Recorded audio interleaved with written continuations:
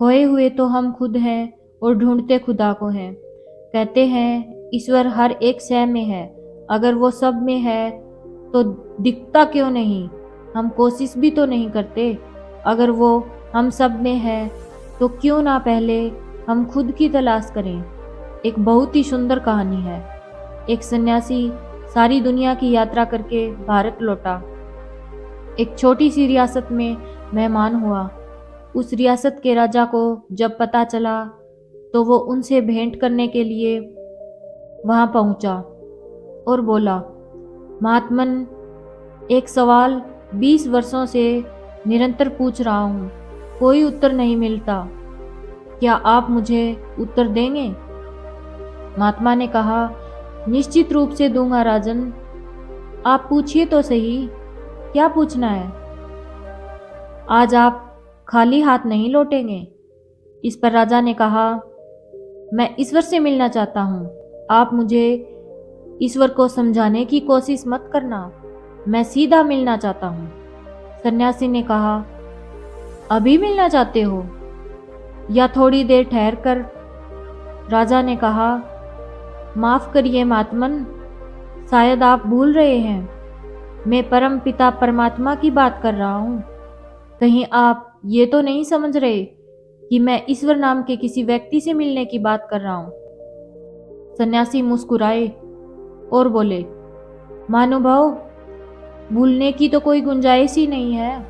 मैं तो 24 घंटे परमात्मा से मिलाने का काम ही करता हूँ। अभी मिलोगे या थोड़ी देर ठहर कर? सीधा जवाब दो। राजा ने हिम्मत करके कहा, मैं अभी मिलना चाहता हूँ। आप मुझे बस मिला दीजिए। इस पर सन्यासी ने कहा, एक छोटे से कागज पर अपना नाम और पता लिख दो ताकि मैं उसे भगवान के पास पहुंचा तो दूं और उन्हें बता तो सकूं कि उनसे कौन मिलना चाहता है। राजा ने एक कागज पर लिख दिया, अपना नाम, अपना महल, उम्र, परिचय, उपाधियां सब लिख दिया। सन्यासी ने कागज पढ़ा और राजा से कहा, ये सारी बातें जो आप कागज पर लिख रहे हो मुझे तो झूठी मालूम पड़ रही हैं। राजा ने कहा, मैंने तो सब सही लिखा है।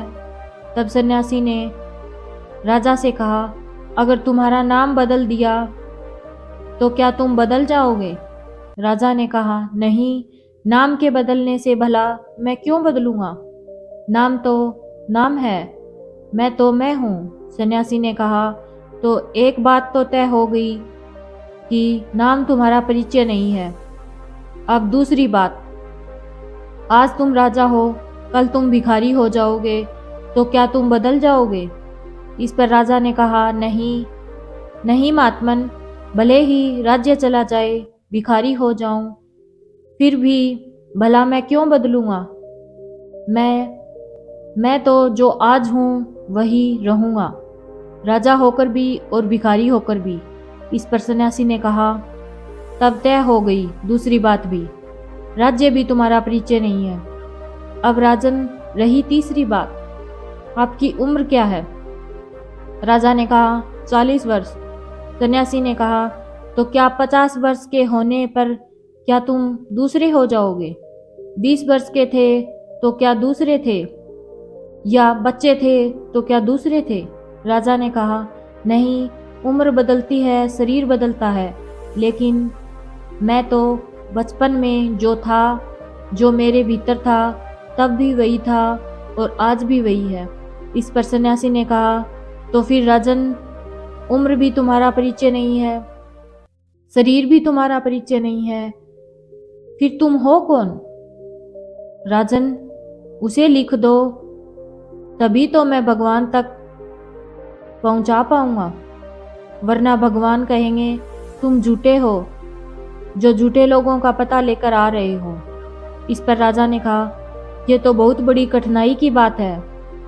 उसे मैं तो फिर जानता ही नहीं, इन्हीं को जानता हूँ। मेरा नाम, मेरी उम्र, मेरा परिचय, मेरी उपाधियाँ, यही तो है मेरा होना।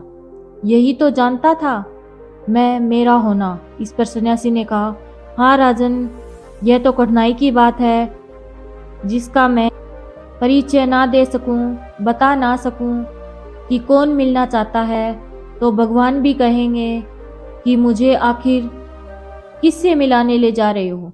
जाओ राजन, पहले उसे खोज लो जो तुम हो, तुम्हारा असली परिचय, तुम्हारा वजूद, तुम्हारा होना।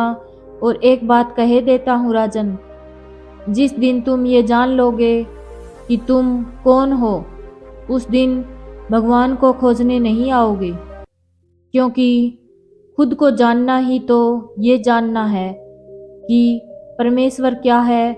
भगवान मंदिर और मूर्तियों में विराजमान नहीं है।